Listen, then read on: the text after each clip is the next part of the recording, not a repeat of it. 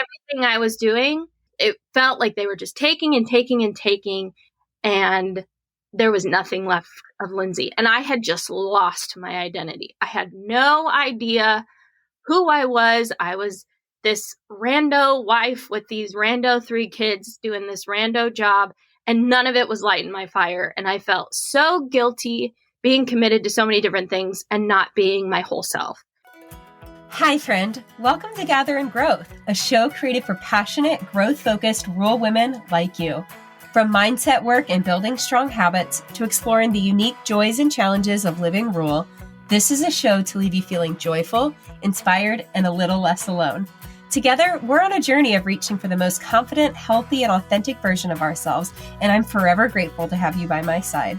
Whether you're currently running on a back road, shuffling kids to town, hopping along for a tractor ride, or 3 loads deep into folding laundry, grab yourself a nice coffee and let's dive in.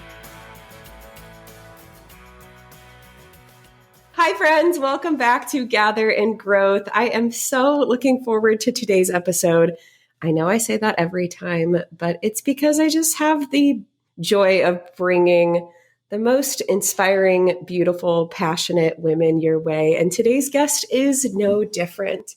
Today, I'm joined by my friend, Lindsay, who has just an incredible story of who she is, what she's done, what she cares about, and the light that she's bringing to the world. And not only that, has really been through a transformational, I would say, internal change over the last year, which I think is the most interesting part. And we're going to get into her story and everything that she's done and that she's doing. But my favorite part about this is, I think a lot of times when we hear podcast interviews or we see what people are doing, we see them 25 steps down the road and everything they've already done. And it widens that gap between like, oh, I'll never get there. That's never possible. And Lindsay is right in the middle of launching into a lot of new, which I think is a very cool perspective to see, because I know so many of you have dreams and ideas and goals that are on your heart. And so to capture someone right in the middle of this internal work, these self-realizations, this massive personal growth, and then using that to move forward to bring even more light and inspiration to the world is just so cool. So I can't wait to come back to this interview, Lindsay, in like 3 years. And you'd be like, oh my gosh, like just look at how much has changed. So I love the opportunity to, like I said, just capture this unique season of really what this has been like and what's going forward. So for someone getting to know you for the first time, tell us a little bit about who you are, where you are, and what brought you today. Like, what's your journey and story been up until this point? Sure. Well, hello. Hi, everyone. I'm Lindsay. And the starting point is really ambiguous. It's really weird and out there. But basically, my professional life basically had a firm starting point when my husband and I bought an animal feed store. I think we figured out it was like 6 years ago, which is kind of mind-boggling as we think about it. But we both graduated during the huge job recession. So I was a waitress and he was a lawn boy with a college degree. And I ended up getting into working in a high school, and he was building his family business. And then we were offered the feed store. So we bought the feed store because I love chickens, and he bought my chicken food at this feed store. The gentleman that owned it offered it to us because we have a larger family. So we jumped in head first to that, which was my introduction to the ag community. I'm from a blue collar family, so that was a whole new ball game for us. We just went at it. We have 3 littles. We have 3 girls. Now they just all had birthdays. So hold on. It's like the worst question for a mom is, how old are your kids? I don't know. Don't judge me. They are 11, 9, and 5. Okay. And they're all girls. They're great. So as soon as we got into the feed store, we really got involved in the community. It was wonderful. We were brand new entrepreneurs. I have been a blogger, a writer, most of my married life. And so it was following along with our story on Instagram of us buying the store and on the blog. And it just kind of morphed into like, what crazy stuff are they doing now? Basically, happened. It's been fun too because our goal has been to move back onto Nathan's family farm. And so that was basically the point of any kind of documentation. But all of that is overview. In the meantime, we had a lot of stuff going on. We ended up having a store fire a couple of years ago, a couple of weeks actually, right before COVID. We ended up opening up a restaurant in our feed store. We have water businesses, we have hay businesses, now we have a semi business. We have lots of these little businesses. It sounds big, but basically every line that you have, from buying an animal to taking the animal to get processed, we have something for you in between. So all's to say, we're still really young, we're still green in our entrepreneurship, but we love doing what we do. On the side, Lindsay just does her own crazy stuff. So I am heavily involved. We have a women's ministry that I'm really involved in. I lead it for the state. And so I've had the opportunity to really be a part of a lot of women's journeys as they are moms, as they are taking care of their parents, as they are I love getting to talk to those older, retired, tell me about your life women. So I have my foot in a lot of doors, but it made for an interesting repair job when it came down to Lindsay needs to fix some stuff. So okay. So we're just going to jump straight into that. So you have a lot of really cool things going on. You have all of these different businesses, beautiful children, like on paper, everything, all the boxes are checked. Everything's working out, like crushing it. And for some reason, you flew down to Destin, Florida with a bunch of strangers and myself for the Ascend retreat. Tell us about what brought you there in the first place, what you expected maybe to walk away with versus how that really set in motion a whole year's worth of a totally different trajectory. So being a part of all of those different things really meant that it physically felt oftentimes as well that I was giving part of myself to each one of those different entities. At the time that I went to the retreat, we were in a big hump of like getting the restaurant off and going, which was a big part of what my job was. And I felt like I had left a piece of myself in everything that I had done. And we're going to just throw it out there. I'm an Enneagram 2 Wing 3. So anything that I do, especially when I'm not in a really good place, I'm like, well, anything that I do, they're going to acknowledge it and I will feel the love back. And everything I was doing, it felt like they were just taking and taking and taking, and there was nothing left of Lindsay. And I had just lost my identity. I had no idea who I was. I was this rando wife with these rando 3 kids doing this rando job, and none of it was lighting my fire. And I felt so guilty being committed to so many different things and not being my whole self. And that was probably the big aha moment where I was like, something's got to give here. Something's got to happen. Something's got to change. How about Florida? That looks sunny. It was the idea that I could be surrounded by a group of women who, first off, didn't know me. I didn't need to be judged by anything previously that had happened in my life. But then they were also at the same place that I was in life, where they are working their tushes off, but we all need to figure out what's going on. And I was walking in there expecting to come out with a game plan as to, okay, this is what you need to fix. This is what you need to fix. This is what you need to fix. And everything's going to be okay. That did not happen. I was about to say, so what happened, Lindsay? How much do I need to pull out of you? Tell us what actually went down.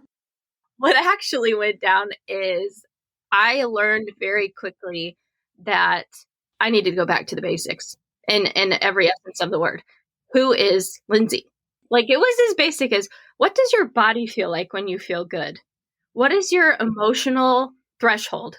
When is it too much for you? When is it not? Like, what is a good parenting day for you? What is not? How do you serve your husband? How can your husband serve you? Because that's not a one-way street.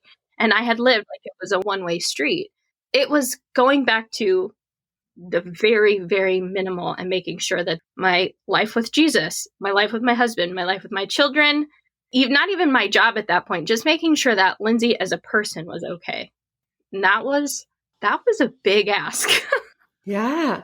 Well, it's a very different realization than, oh, I'm going to go to this thing and walk away with a more organized business plan, or I'm going to have all these things figured out so I can manage the chaos better and I can feel better. It was like, I just remember these like coming home moments for you of like, oh my gosh, look at all of these expectations I've been living into. Am I doing any of this for me? Do I even like anything that I'm doing? Who am I showing up for? It was a big thing when I realized, so I have a really hard time acknowledging if I'm good at something. I just figured if I'm successful at something, that means I have to do it. And it was finally like, no, you're just really good at it, but that doesn't mean it brings you life. Like, you can cook really good food, and I love cooking food for people, but I couldn't do it in a work environment. Like, it was stealing all of the joy out of it. It was just eating me away. And so it was discovering that just because I'm really good at something doesn't mean that I have to do it too.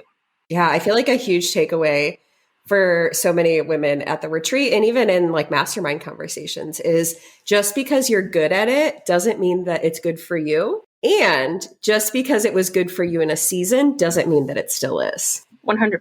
Absolutely. For sure.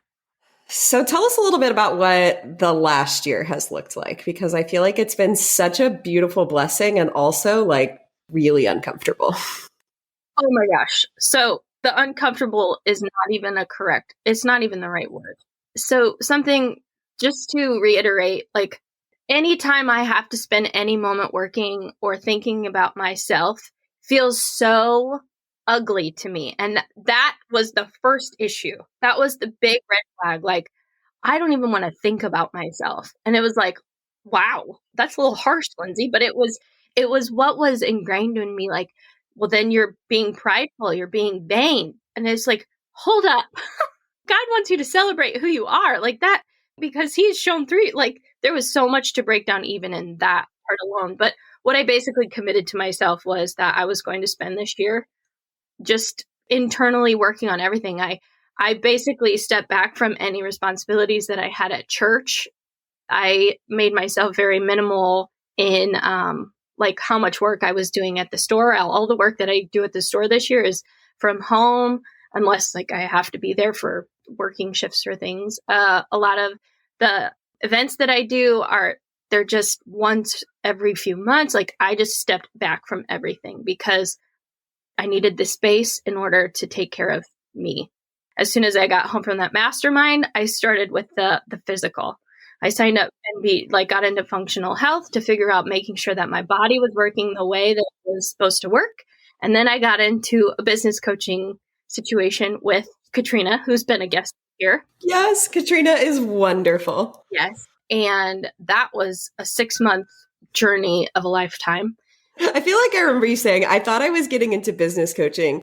Oh, just kidding. This is 100% all about me. Which, again, it was like torture for like the first, month that I'm doing this, but then realizing like, no, this is literally what's got to happen. Like, you have to get back to the basics and re-teach yourself what it means to take care of yourself and build up the person that God needs you to be in order to do what he wants you to do. So it was a big deal. It was hard and ugly and bleh. You can't see that face on podcasting, but it was like, ugh, it was so awful for my spirit. It was weird. So if you don't mind sharing, what were some of those biggest realizations? Because I think a lot of the things that you were grappling with and unpacking and understanding are in one way or another something that someone here is going to be able to connect with. So what were some of those light bulb moments and things that you do or understand or have different mindsets around compared to, let's say, January? Sure. And remember, all of these things that I'm saying to you too have been told to me probably 30 to 40 times, but it had to be me coming up with them on my own or me hearing them for the 31st or the 41st time.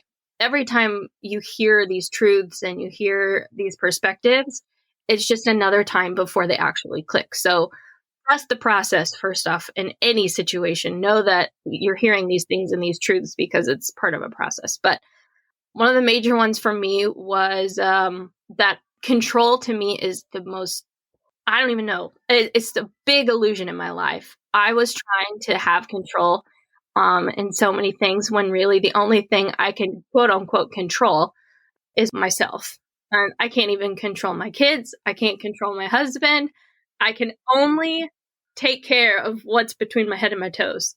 And understanding that and making sure that I am leading in a way that tells them what to do instead of how to do it. It's big. It changes the way you teach your children. It changes the way you communicate with your spouse because he's going to do what he wants to do. I'm just going to hope that we're on the same team doing it and we're going to do it together. So a big one, the control was a big one for me, letting go of control in every situation. And then another one was too much of a good thing is not a good thing. So this was an example in my health journey, my functional health situation. My biggest issue is that I have too much of the good bacteria in my gut, which I kind of just chuckled at. And then I go into my work life and I'm doing too much, but it's all good things, right? Helping the people that I love, I'm doing for other people, but it's too much of a good thing and it's breaking me down. And just too much of a good thing is too much. It's still too much. And just the idea of going back to knowing yourself and knowing who God is and making sure you are on point with knowing your body and knowing your spirit is huge. I mean, if you don't know that, then you don't know how to serve it. It was just going back to those basic things. Friend, I am so giddy excited to announce that my next Ascend retreat for rural women will be held this March 14th through 17th on the beach in Gulf Shores, Alabama. You heard that right. Not only are we in for a weekend of profound life change surrounded by like-minded women from small towns, rural communities, and farms from all over the country and beyond, but we get to engage in small group conversations, one-on-one coaching, incredible workshops while overlooking white sand beaches and listening to crashing waves. Just imagine waking up in the morning and sipping coffee on the beach while engaging in meaningful conversations with women who truly get you. What would it be like to be in a room where you don't need to feel self-conscious about your personality or your quirks because you are wildly accepted for exactly who you are today? Just think about the energy that will be in this space as you dig deep, ask the hard questions, and figure out what you really want in this season of life, career, or business. If you're in a place where you feel like you've checked all of the boxes in life, but honestly feel like something is missing, or maybe you've kind of lost yourself through motherhood, career, or transitioning back to the farm, and you can't really imagine what comes next, but know that there's something that's meant for you. Or honestly, if you just need a kick in the pants jumpstart to begin the trajectory of bringing your crazy dreams to life, this is the retreat for you. Space is limited to 15 attendees and spots will fill fast. There are flexible payment options available to fit your lifestyle and budget for over the next year. For more information or to reserve your spot, tap the link in today's show notes. I absolutely cannot wait to welcome you into the Ascend community and welcome you into an experience that I know for certain will change your life. See you in Gulf Shores. I know that your faith is so important to you, so I would be interested to hear, how has this journey impacted, affected, aligned with, I don't know, gone alongside like your journey as a faithful person? It has changed a lot. It is less about what I do now, and it's more about who God is.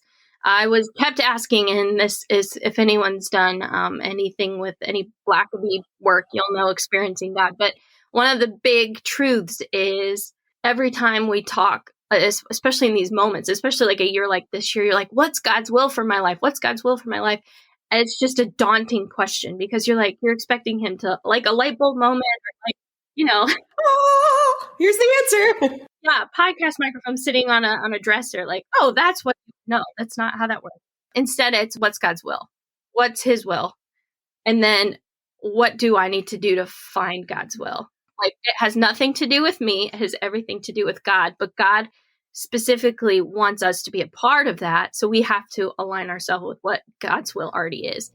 So it has nothing to do with me, which is a beautiful thing. Like that speaks to my soul, right? If as long as Lindsay's out of the picture, as long as we're following in that. But it's just about the journey, making sure that we're in tune enough with God and hearing and learning his characteristic and who he is so that when he does call on us to do something, we hear it. That is the biggest thing is I think I was in my own way or being like, okay, God, what do you want me to do? Okay, you want me to do this? Okay, I got it. I'll see you later. No, that's not how God works. He's going to call you to do something and then he's going to come alongside you and do it with you. He doesn't let you stand there and figure it out on your own. So there was a lot of realities that hit me hard. I was basically trying to pinpoint God's work into what I wanted instead of the other way around. And it was a harsh realization, but it was one that was necessary. Yeah. Well, and I think it's so cool how the more aligned you've become with yourself, the more clearly the path is laid out. Like you said, it's almost like all the ways we get in our own way and all of the ways that you are almost overcompensating with selflessness was actually a distraction from who you are and what you're meant to do, which can be such a confusing paradigm because it's like, I'm serving, I'm doing all of the work, I'm helping everyone, I'm making all of this impact, which was true, but it was literally running you into the ground. And that's not being faithful to yourself or to anyone else and not giving yourself the opportunity to truly shine in the ways that you were meant for. And oftentimes in entrepreneurship and in really any job, you're working to provide yourself with free time, right? You're working to build time, you're working to make money so that it gives you freedom to do all of these things. And then when I got to that point where my husband and I were sitting in a good place with the store, I was home homeschooling the kids. I got to the point in the afternoon where I was sitting for like an hour and I could just sit still and I was just buzzing. I was like, I've got to be doing something. I can't just be sitting. I can't be doing this. And Katrina, my business coach, is like, that's what you work towards. You've finally got there. Like, cherish it. Like, stop thinking that you're not doing something right. This is what you've worked for. Just own it. And I was like, no one's ever told me that before. Yeah, going back to that like approval addiction and that if I'm not being at the most highest capacity of my productivity, I'm not doing enough. And therefore it's like a moral failure. It's like, okay, like what do I want and how am I building towards that? And then being okay with it. One of my exercises was I had to just sit in a chair and let my father-in-law and my husband walk by. I wasn't allowed to get up. Like the idea that it's okay for me to just sit there and in my head, I'm thinking, they're thinking about me. Like they're thinking like, she's so lazy. I can't believe she's like, no, you have to sit there and sit in those uncomfortable feelings. It's like, that is not what I said. But like, that's what I heard, obviously. Yes. You just need to stop. You just need to take it and take it in. Feel the feelings and get over the fact that actually they're not thinking about you. They probably have their own to-do list in their head. Right. Oh my gosh. But how many of us struggle with assuming what someone else is thinking, saying, or doing about us, and therefore acting out of prevention for that when it's like, who told you that? And who told you that was your job? And who told you you had to do this? And it's all like self-inflicted assumptions on our part. It's like, oh, if I don't do this, like this person's going to be mad at me, or I'm going to disappoint this person, or people are going to say this thing. And it's like, is that even grounded in reality? Right. Likely not. And even if it is, like, what weight does that really hold for you? Like, why is that so important above like all of these other parts of yourself? Right. Absolutely. So I know you've brought up the Enneagram a few times, and I know you love the Enneagram so much. So I just want to get into it for a second for anyone else who can nerd out alongside of us. How has understanding your Enneagram deeper in this season helped you move forward or navigate it? Like, is the Enneagram something you had awareness of before, or has that been part of this journey? So I became familiar with the Enneagram a long time ago. Basically, one of my best friends introduced it to me before she left for grad school. So it was like at least 10 years ago. And I discovered, literally the name of the two is called the helper. I was like, okay, well, I already know which one I am. That was easy. I didn't even have to take the quiz. But I did go through the process. I read the books, I did the things, and discovered very quickly about the Enneagram and understanding what is it? I'm still learning all of this thing. That's part of the journey, but understanding where I am when I'm healthy, where I'm average, where I'm out of alignment, it is a game changer. It has really changed the way that I know when I'm healthy and when I'm not healthy, when I'm starting to like head down the wrong path. But basically when you're in alignment and with a 2, that's when you're helping people and you don't expect anything in return. And then you slowly go out of alignment. But the problem with 2s is when they're way out of alignment, they think they're really in alignment. Interesting.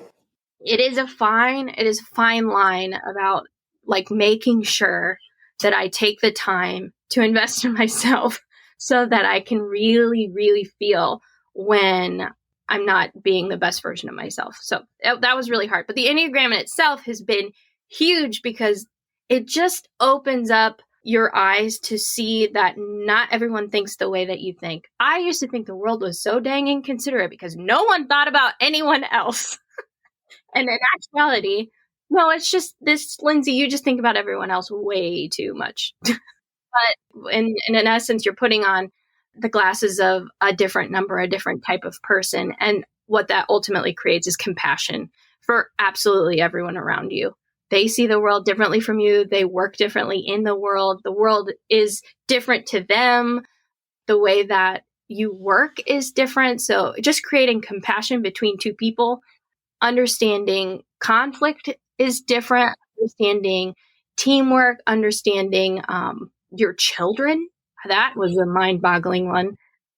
It just creates just a more colorful idea of the way other people see the world, which in turn almost makes it easier for me to work with people.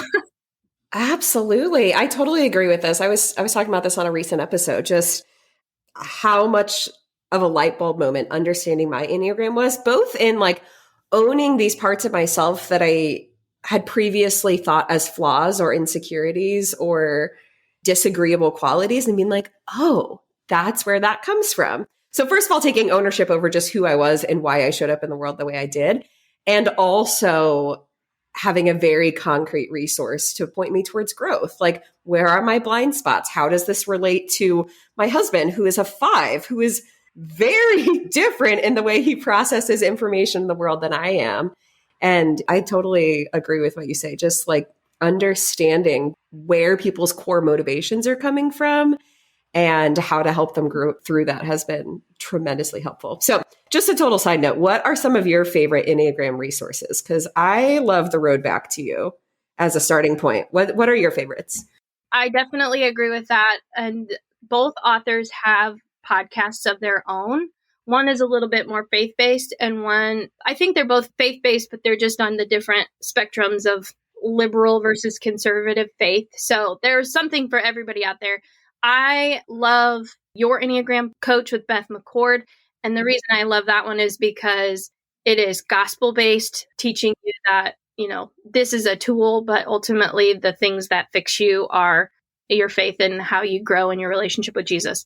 So that's the one that I really cling to because I do believe that the Enneagram is just a tool. I do not think that it's capable of doing the heavy lifting. I think that it opens your eyes and it reveals to you what needs work in your spirit, because I do believe the Enneagram is very exposing. It's not like the personality types where how you work, what you do. This is revealing your core fears, those are like very private, intimate things that we're just throwing out into the air that you're letting everybody see.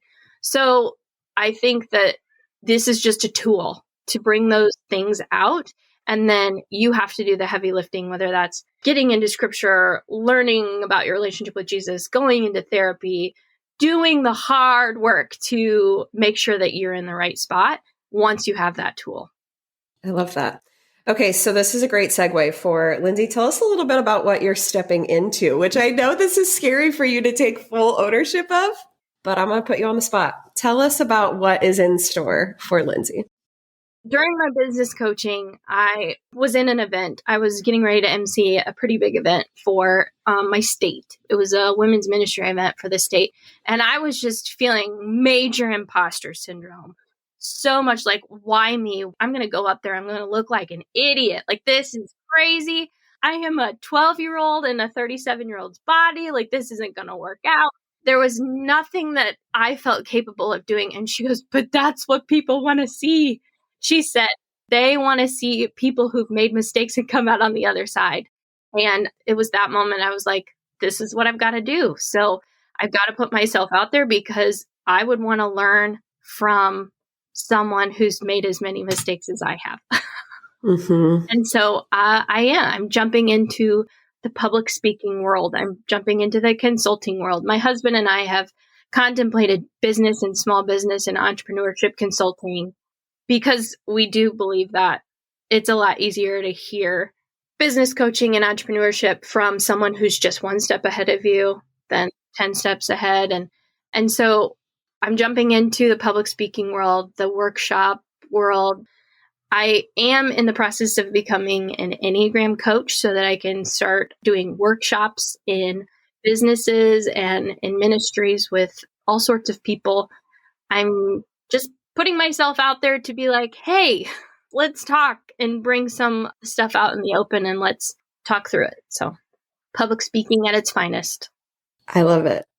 I love it. And what is that bringing up for you, stepping into a new journey? Give us some inside scoop of what it looks like to know a direction that's meant for you, but take ownership of it, especially when you are the face of the brand compared to starting a feed store or a restaurant. That is probably literally the hardest part, actually. It is very terrifying for me to be the face. The beautiful definition that a lot of times they put in the Enneagram 2 helper mantra is you're the power behind the throne. And that is a beautiful place. I always love to sit there. If I could be anyone's assistant and like give them all of the stuff that they need so that they can lead the best that they can, that's what I want to be. And in a weird roundabout way, that's what I'm doing.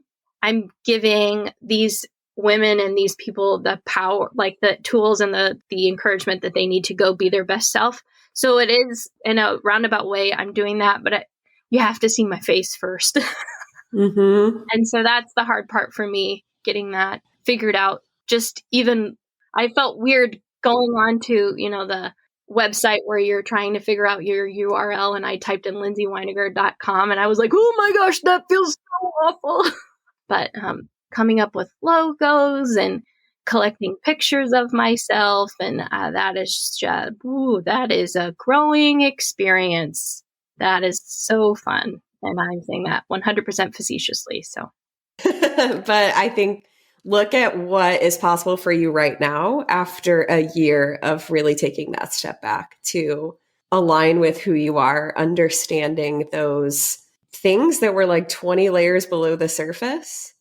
And now, like, the way that you get to use that to create the kind of impact that has probably been deep in your heart for a long time. And not to say that you couldn't have done this a year ago. You absolutely have the capacity to do anything, but you have really shown yourself and so many other people what it looks like to take a step back and do the hard things and do the work and then be able to take that to carry that light forward. So for someone who is starting their own journey, whether it's, oh, I don't know, I kind of want to do this thing, there's this business opportunity, there's this idea that I have, or they even just relate with the part of you of being like so overwhelmed and giving so much of themselves to everyone else and recognizing it's time for an internal change. Like, what advice would you give someone in that situation? Or maybe even the advice you would give Lindsay a year or 2 or 5 years ago? they weren't kidding on the airplane when they said, put your mask on yourself first before you help those around you. Like, that's a real thing in every essence of the word. Because, right, you're going to pass out if you don't put your mask on first. That's the point, is if you don't put your mask on first, you're of no help to anyone else around you.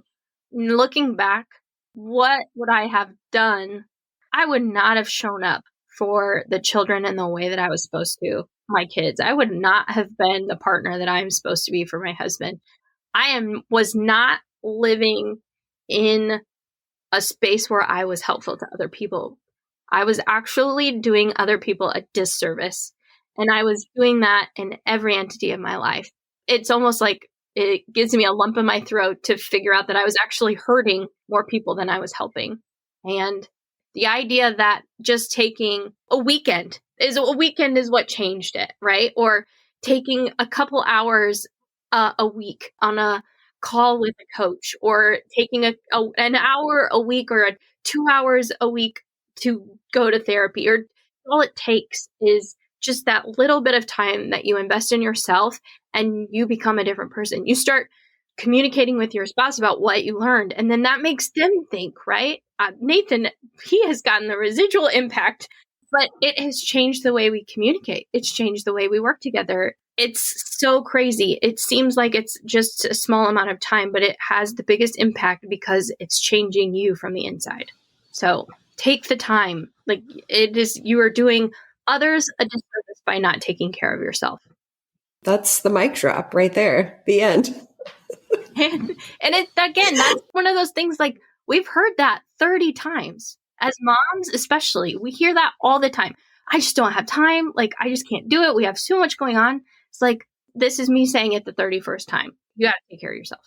Yeah. And I think so often we're so overwhelmed with what life looks like, we don't even know where to start. And so sometimes it takes that drastic, I'm going to invest at a high level. I'm going to go away for the retreat. Like, I need to drown out the noise and sit in a room with people who get it and really figure this out. And yeah, I that oxygen mask mentality. Yeah, you hear you can't pour from an empty cup. You can't do this, but it's like, how? What does that even mean? Like, okay, I hear you. I understand that's important, but I can't even figure out how to like do my to-do list for today, much less what do you want me to do? Go on a walk, go to therapy? What does that even look like? And that's why I think the retreat is such an incredible experience, because it really forces you to take a step back and figure out, what are the priorities? What are the expectations I'm living into that don't need to be there? And where do I move forward? So I just appreciate you coming to share your story, because I'm like almost cried 5 times just listening to you talk. And I'm sure someone else also is. But if someone wants to continue following along with your journey as you continue to do all of the awesome things you already are and step into new, where can they get in contact with you? How can we follow along? You can follow along mostly on Instagram at the Wineinger Farms. And yes, that is weird spelling, and you'll have to look in the show notes to figure out how to spell it. But that's where we're at most, is the Wineinger Farms. Our store is Country Feed and Supply in Princeville, Illinois. You'll see all of that through there. But that's where we mostly show up. It's not pretty. A lot of days it's not pretty, but I kind of make sure that it's not. I make sure that you see all of it. So it's very comparable. And coming soon, LindsayWineinger.com. Yeah. Well, maybe it'll be great. WineigerFarms.com/Lindsay Wineinger. No! Own it. Own it. All right. Lindsay, question I ask every guest before we get off. What does personal growth mean to you? Personal growth is finding out who God is and joining Him in your particular journey on His path. It is never stopping figuring out who you are. I love that so much. And it changes in every season sometimes. Almost every day. Yeah. It's like continuing to recommit and realign and reground yourself. I love that. Well, thank you, Lindsay. I appreciate you so much. Appreciate you. I say to everyone else, thank you so much for listening to Lindsay's story. I am so grateful for you, and I can't wait to see you next week. Have I told you today how much I appreciate you? I'd like to imagine this was a meaningful backyard patio kind of chat between friends sipping LaCroix at sunset. If you enjoyed today's show, please take a screenshot to share or forward this episode to a friend. You can also find me at Emily Rushell over on social to continue the conversation. It's truly a joy to hear what tidbits and takeaways made an impact on your day. As always, all links and resources mentioned in today's episode can be found in the show notes listed below or over at emilyrushell.com. Special thanks to my podcast manager, Jill Carr, for the time and love she puts into producing Gather and Growth for this community. What a blessing it is to be on this personal growth journey together. Forever grateful for you.